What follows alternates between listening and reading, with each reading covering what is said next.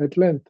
And the problem often was because both she and Nawaz Sharif would find their military secretaries and co-opt them and rely on them for guidance. And they were often uh, as peeved at the military leadership as Nawaz Sharif was. And so he got bad intelligence, he got bad information, which spoiled the relationship between the military and himself.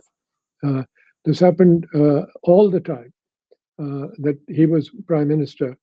Uh, I remember the time when my brother was selected as prime minister.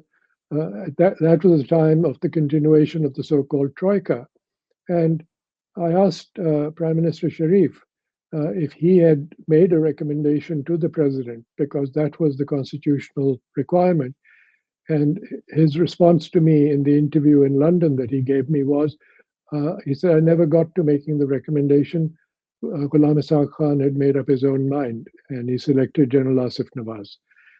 So there was clearly a tension in that relationship. Also, as I said, lack of understanding, not just of the individuals, but also of the institution.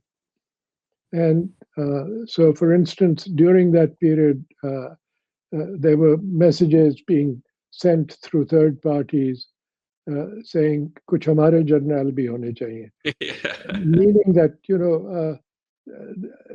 people whose families or tribes are aligned with our political party. That is not the way of the military, and it shouldn't be, because it harms the military structure, it harms its discipline.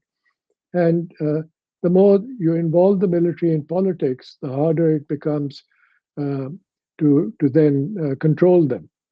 I'll give you another example of this. In my interview with him in London after he'd come back from Saudi Arabia, I asked him if he was aware of the warrant of precedence.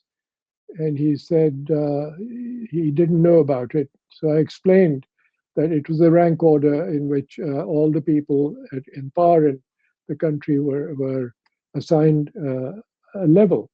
And that at the time of independence, obviously the military chiefs, the service chiefs were way below.